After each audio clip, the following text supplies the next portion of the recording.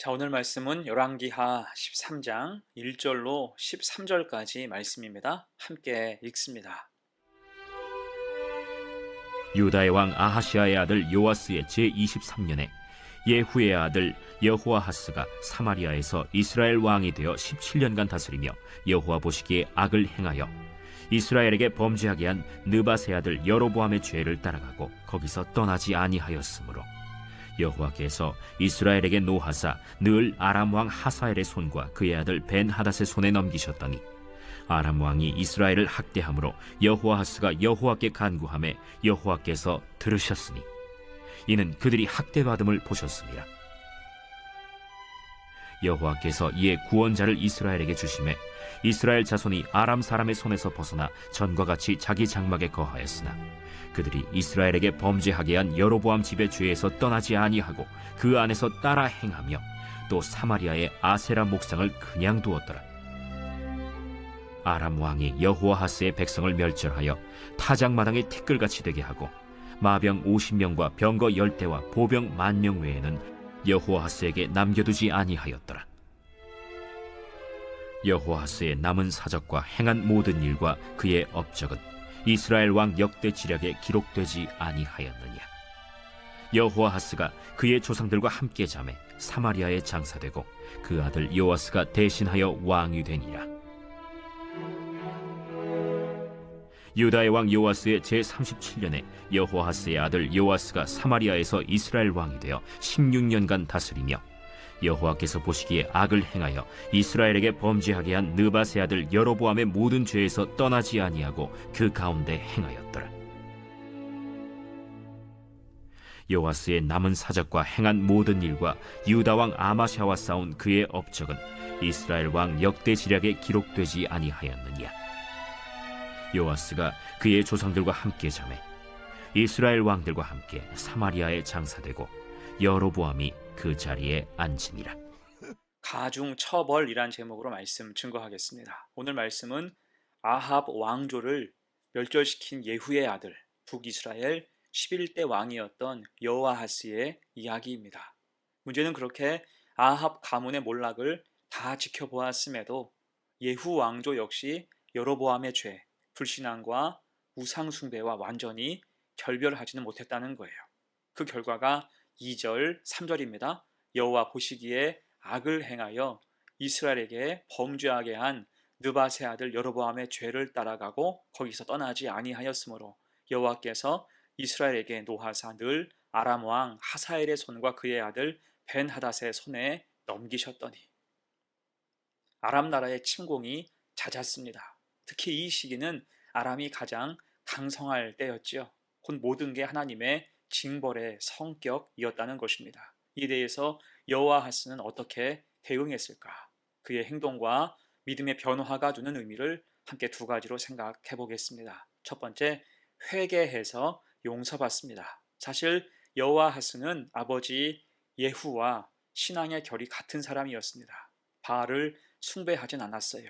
대신 북이스라엘의 그릇된 신앙 전통 베델과 단에 있던 금송아지를 섬기는 일은 뿌리 뽑지 못했습니다.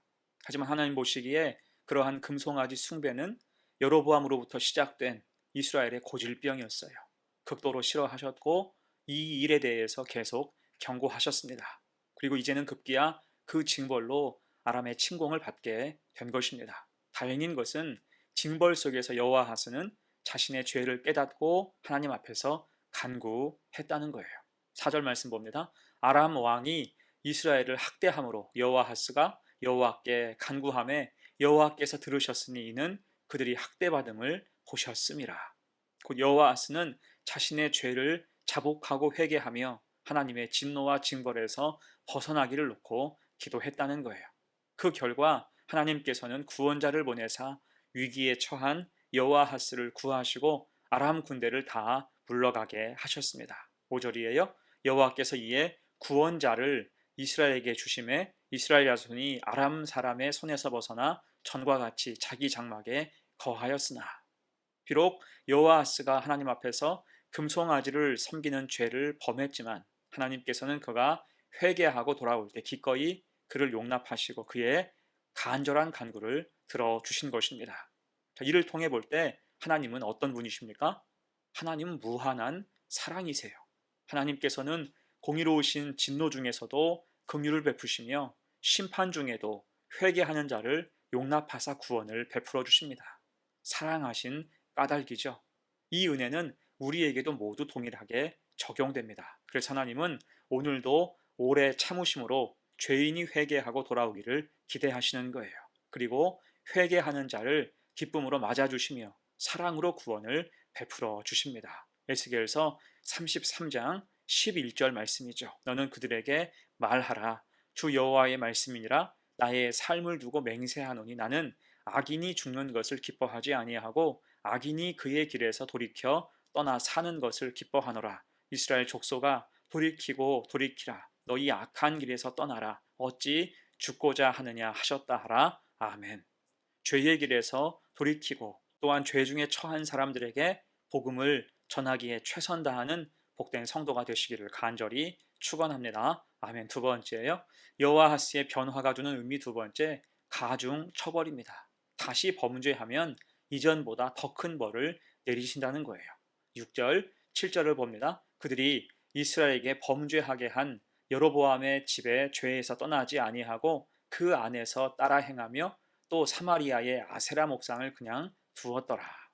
죄를 자복하고 고백할 때 하나님의 은혜로 잠시 위기를 모면했던 아하시아스는 이제 다시 교만해졌어요. 이게 사람의 연약함이겠죠. 죄의 반복을 막지 못하는 인간의 죄성이 고스란히 드러난다 할 수 있습니다. 특히 이번에는 한술 더 떠서 아세라 목상을 방치하고 우상 숭배 섬기는 일을 방관했어요.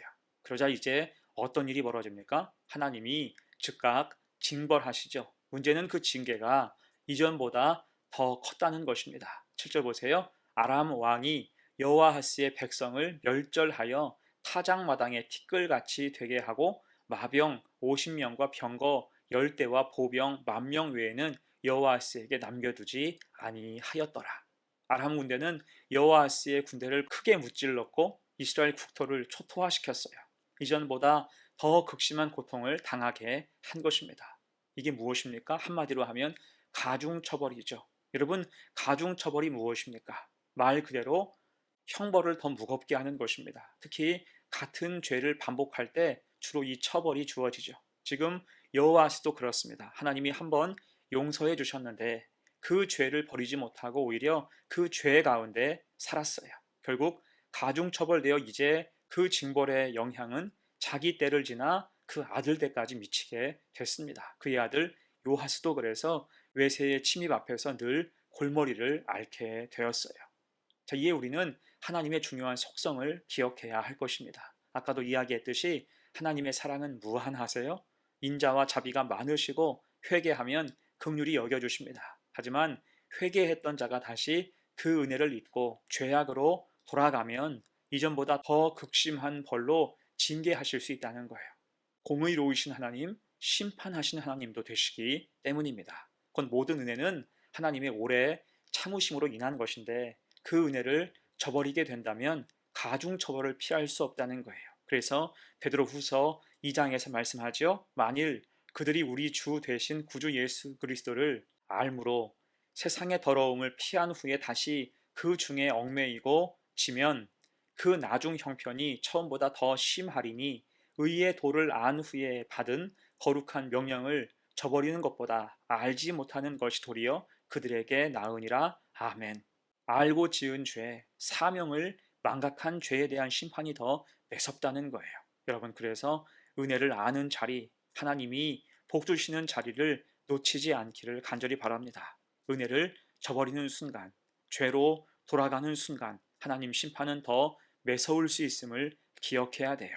그렇게 은혜를 가슴 깊이 새기고 신실하신 하나님 사랑 가운데 늘 거하는 복된 성도가 되시기를 간절히 축원합니다. 아멘. 이제 말씀을 마무리하겠습니다. 여호와스는 하나님의 은혜로 깊은 수렁에서 건져진 사람이었죠.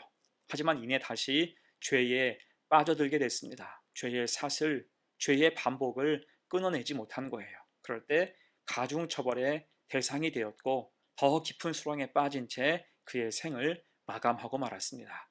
또한 왕의 이러한 모습은 나라 전체를 매우 어렵게 만들었고 후대까지 악 영향을 끼치게 됐어요. 자, 그래서 이 이야기는 우리에게도 중요한 교훈이 되지요. 성도는 하나님의 은혜를 헛되게 생각해서는 안 된다는 것입니다. 하나님이 뜻없이 생각 없이 은혜 주시는 게 아니죠. 오래 참으셔서 주신 겁니다. 그렇다면 하나님께 은혜를 받은 성도, 하나님 앞에서 회개한 성도는 이전의 습관을 버리고 온전한 믿음으로 하나님만 바라봐야 하는 거예요. 믿음을 고수할 때 하나님의 은혜는 지속되고 더 크게 부어지는 것입니다. 그러한 신실함이 있어서 악한 과거와는 완전히 결별하고 늘 주님과 동행하는 복된 삶을 사시기를 간절히 축원합니다. 아멘. 함께 기도합니다. 은혜로우신 하나님, 오늘 죄의 영향, 죄의 결과를 보게 하셔서 감사합니다. 하나님이 은혜 주실 때 돌이키고 죄와 단절되어 죄의 영향에서 벗어나야 하건만 순간만 모면한 후 다시 타락할 때 가중처벌의 징벌을 받게 되는 것을 목격했사오니 우리는 늘 신실하게 하옵소서. 연약한 까닭에 죄의 영향 아래 살 때도 있지만 정신 차리고 회개하여 죄의 반복을 끊어내게 하시고 견고한 믿음의 길로 나아가게 하옵소서. 감사드리며 예수님의 이름으로 기도하옵나이다. 아멘.